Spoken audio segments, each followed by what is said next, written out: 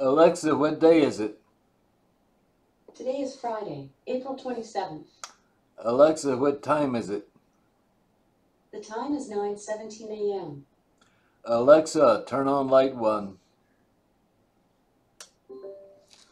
Hi, yep, Lynn again. Well, we just finished past couple talks about religion and politics, and that's all. That's all optional. Don't have to take any of that seriously. I just thought I'd toss it in, show you how this issue gets into lots of things. This today we're going to try to wrap it up. Um, uh, well, I'll try. Um, the At this point, it may sound like people are a wretched lot. If we, indeed we're marrying for status and not for love, and that has trapped us in a pattern like the one of the mice, will lead out into absolute oblivion. We're doomed, and it's all our own fault. That's what it looks like on the surface, but in the first place, it's hard to believe that the cousin crunch, the attraction to appropriate kin, is something we are unaffected by. If Japanese quail can sense it, and it stands to reason we can as well. It's probably deeply instilled in us. That's just an opinion. You don't have to believe it. In the second place, consider this. Since long before we were human, we've always been subject to the rule that if a population mates between strangers for more than a few generations, the population is doomed. There is constant selective pressure against tolerance. Yet even today it's possible to talk about peace and tolerance with some people without being ridiculed. Even if it's ineffective in so many cases, an attraction to peace and love are still at least comprehensible, all in defiance of this particular kind of selection. I think one can conclude that there's goodness in people that endures even such terrible pressure. We started out long ago talking about inbreeding depression and insisted that there had to be a mechanism. So we've been working on the mechanism of outbreeding depression. In fact, the two are the same thing. Look at this graph. All right. These are 12 simulations done with 12 repeats each using a purely post-zygotic mechanism that limits fertility on the basis of outbreeding. The vertical axis is the number of populations that went extinct out of the 10. That's the red bars. And you know, there's a bunch of them dying out down the line here. And the average number of offspring in individual 1,000, in generation 1,000, offspring in generation 1,000, tend to run things for 1,000 generations because then I just kind of feel like, okay, that's a substantial period of time. Trouble is, if you got a lot of noise, you know, going 1,000 generations means you have a very high chance of the population dying out just because of noise in the stochastic chatter in the numbers. All right, so as you see, there's the blue bars and there are the red bars. The red bars, as time goes on, you get more and more. This is not time. This is as the permitted population goes up, the number of extinctions goes up. Right?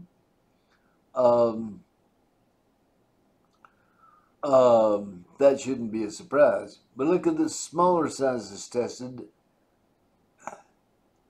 and by and large, as the population increases, the number of offspring decreases. Well, that's old Sibley curve, we know.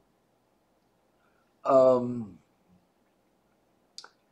here, on this side, bingo, nobody's going extinct. That's here.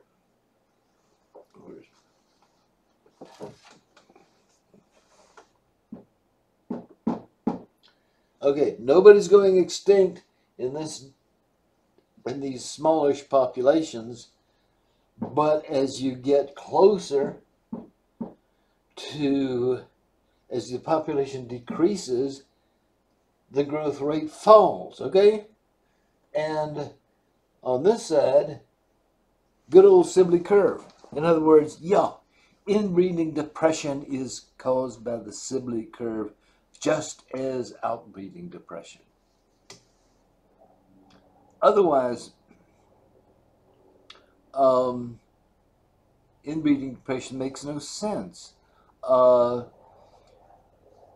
um,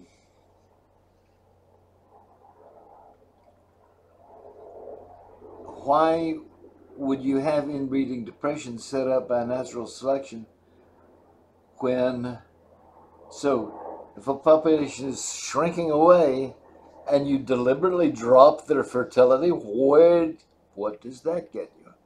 But we've shown that outbreeding depression is absolutely necessary. And if you set it up, you set up inbreeding depression too from the same mechanism.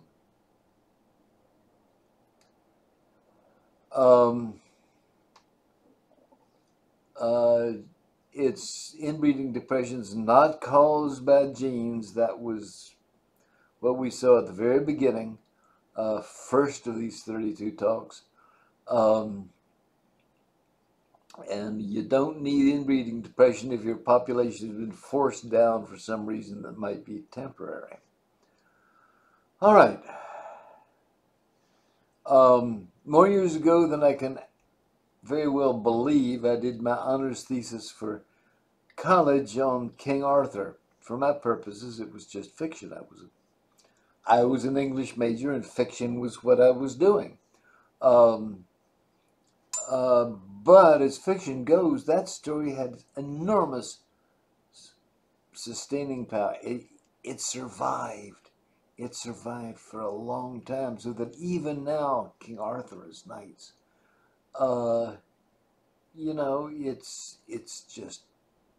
it's one of the great tales that seem to be there always. People go back, kind of like, oh, let's tell a story, and oh, let's have our hero or heroine wear steel armor like the Knights of the Round Table. Well, the Knights of the Round Table didn't wear plate mail to the extent that they existed. It hadn't been introduced yet. The stories were codified when that was being, done, Elizabethan times. So you look at a hero or a heroine wearing plate mail, because it's a lot more lighter and more comfortable than chainmail. So it's not going to go away anytime soon. And that's reminiscent of Arthur, even though it's a total anachronism. You can understand the popularity of Homer and Shakespeare reaching down over the years. They've got intense and intricate dramatic situations. The characters are amazingly well crafted, and the polish is just amazing. I mean, get me onto Homer, and I will point things out you may not have noticed, but it's there in the story. Okay, the Arthur stories, they don't have polish. They don't have intense, complex characters. They don't have elaborate, dramatic situations that, are pulling and tugging at each other. The thing that distinguishes those stories is the quest for the Holy Grail. That's why Arthur's story is different from anybody else's story. So I had to learn something about the Holy Grail in order to write my thesis, and in order to get honors, which I did not need at all. I was already accepted at Harvard Medical School. I don't know why I do so many things that I do. The historical existence was not a burning question. I'd treat this as fiction. He would, if he was alive, he was not alive, Arthur, during my college days, but the stories were. Now, at the other end of my life, I look back and some things seem plausible. As far as I can remember, and it's been a lifetime, I do not trust my memory. After the Romans left Britain, the culture was dominated by some people known at the time I was writing as Celts, meaning that word has changed.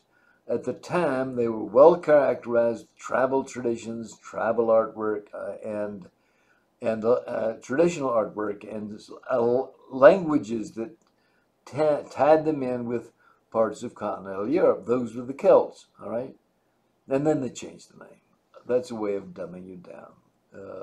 Domination of the Celts. All right, highly desirable piece of land was being challenged when the Romans left by Germanic Saxons. The Romans had a lot of trouble with the Saxons. The Saxons were very effective fighters. I'm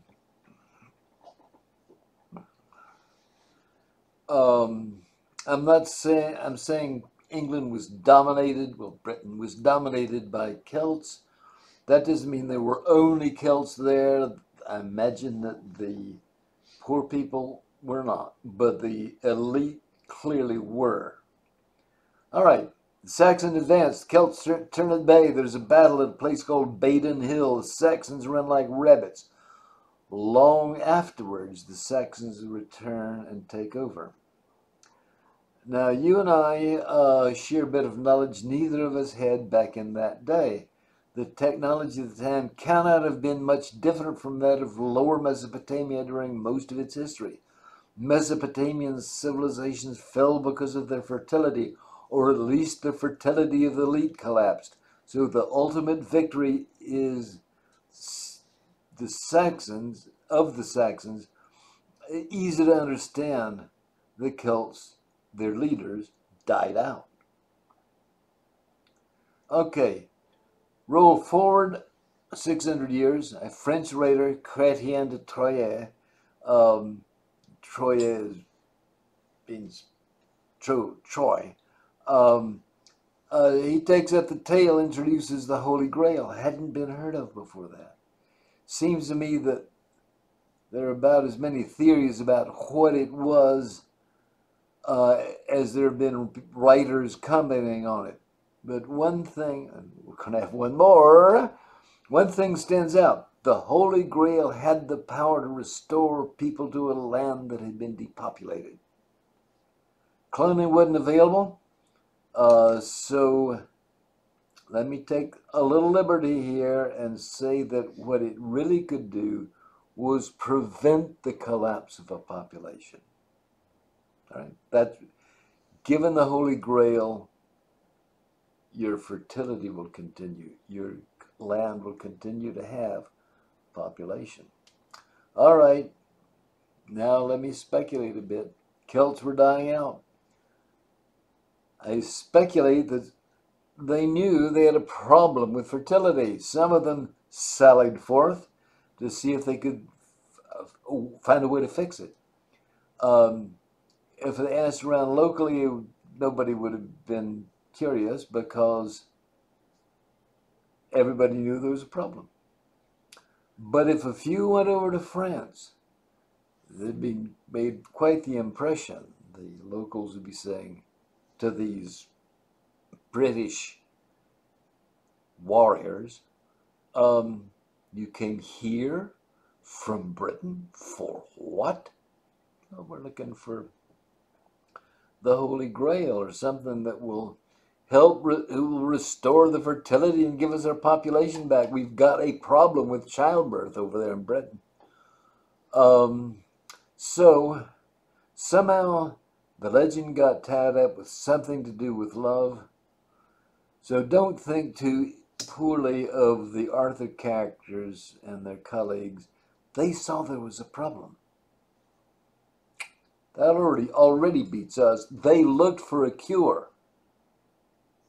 They didn't just say, oh, well, fatalism. No, they looked around. They suspected it had something to do with love, something to do with mate choice. Be another 1,000 years before anybody came that close to the Holy Grail. And of course, it's what you're reading or listening to right now. I've probably waited too long to address this, but there's a line of skeptical thinking one must respect, and let me give it to you.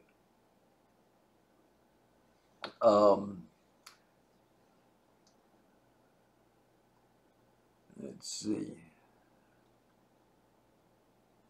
All right. Saxon invasion of Britain halted by the Battle of Baden Hill in 516, and the Saxons were held off for many decades, according to the source here.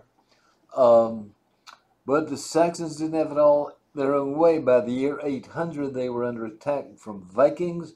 That went on until the Norman conquest of 1066. So far so good. Regimes get in trouble after about 300 years. Well,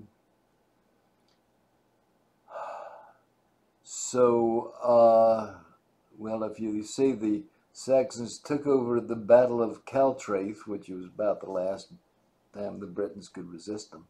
300 years is about 1066.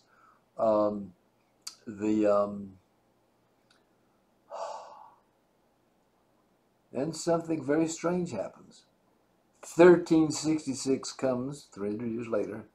There's no absolute disaster. There's those who descended from the titled families at the time. They weren't slaughtered. Standard sign of regime change, sufficient if not necessary. But it's why the governments are so insanely afraid of an insurrection, because when it happens, only happens because of demographic collapse from inside. But they don't know that. All they know is that, if the people who are running revolt, they'll do horrible things to us. Didn't happen in the early 1300s. There were troubles with Scotland. There was a famine. There was some palace coups, so to speak. The 100 Years' War began. England won the Battle of Crecy. Doesn't have the feel of decadence. Doesn't have the feel of regime becoming non-viable. Give it another 300 years. Jump to the 1600s. Royal houses of England and Scotland unify, but not the parliaments. Jamestown is founded. The Civil War, not the Second American War of Secession, but the English Civil War. Cromwell against the Royalists. The Cromwell's parliamentarians defeat the monarchy, but later the monarchy comes back. So forth. Okay, regime change, the real one? Nah.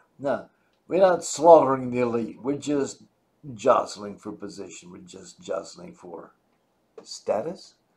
It's been going on now almost 1,000 years. Egypt never broke 700. On the face of it, the whole idea of demography bringing down regimes within 300 years seems to be in tatters.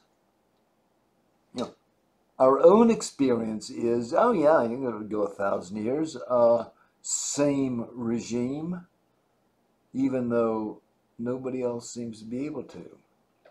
What gives? I think the answer is on this map. Puddleton, or Dr. Doolittle lived, I believe. Sometimes it's called Puddleton, sometimes it's called Piddleton.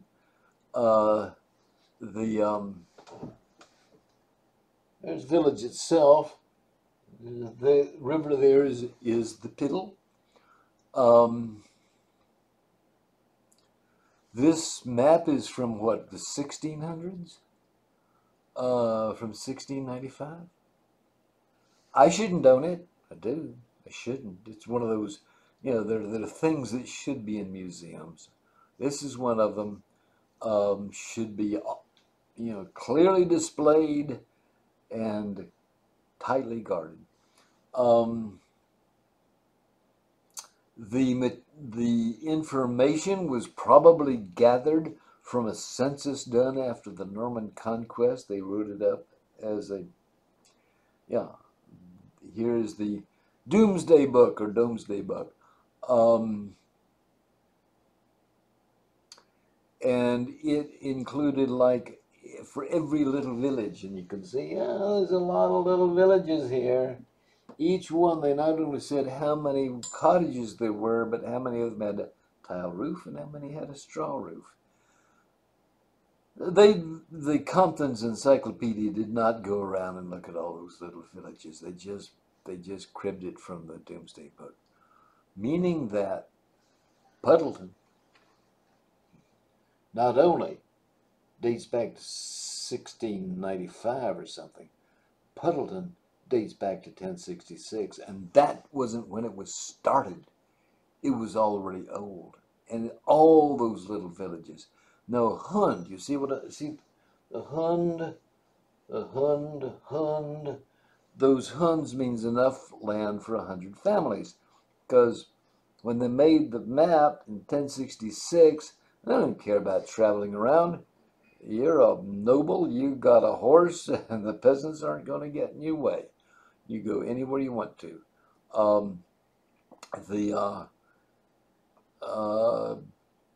But you do want to know how much land you got. So a Hund, enough land for 100 families, that's important, and that appears on the map. Okay, these Huns, about 6-8 miles across. In other words, if you're living in one, and notice that number of villages is a lot greater than the number of Huns. These villages are less than 100 households. All right, so you live in one of those little villages, let's say Tall Puddle, which is of some historic significance to do with the labor movement, and you spend an afternoon, you walk to Puddleton, you find somebody you fall in love with, you're still within a sort of 100 family radius. And so these villages, because they just sit right down where they are and they don't move, they survive. And they survive on and on. And that's the secret of the stability of the English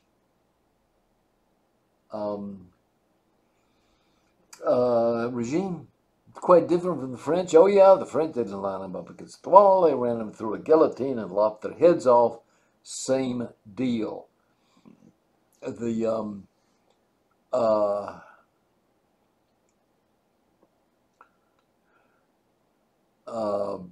I'm saying an hour's walk with a two ways got a cost of 600 kilocalories. That'd be about a limit of a young man's social horizon. Okay, so the government's not centralized. Interests were dispersed. You didn't have a big dam where everybody had to tie into the dam and everybody had to obey the rules, like the Tigris and Euphrates. You got irrigation. China, you got irrigation. Egypt, you got irrigation. You have localized water source. That means everybody's got to cooperate, because you got to be friends with everybody. You don't get any water, and then you cannot make it. Okay, other places that weren't as rich in natural resources, mainly it didn't rain, but it rains in England. And so that was it. It was the dispersed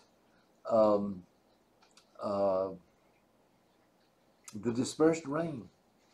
The little English boy ran into the yard and shouted, "Mummy, Mummy, what's that bright thing in the sky?" Actually, we told that story about Boston back in the day.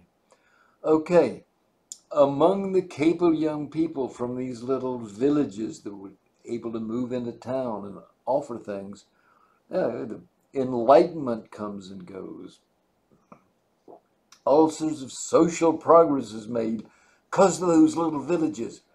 Those were things that were going to happen anyway if the civilization regime had time. And it did happen. the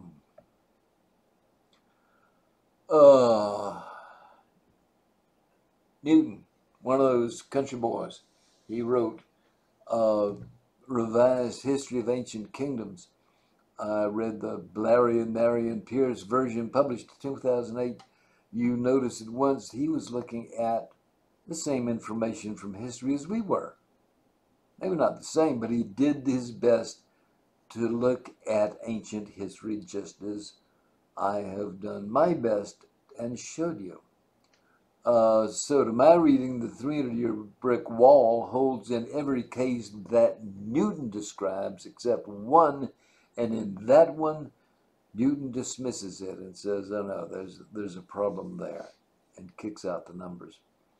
I find it hard to believe that the world's greatest number cruncher, and this sad wreck sitting here with a keyboard, looked at the same numbers, and Newton missed the key observation in the and I found it. I don't believe that.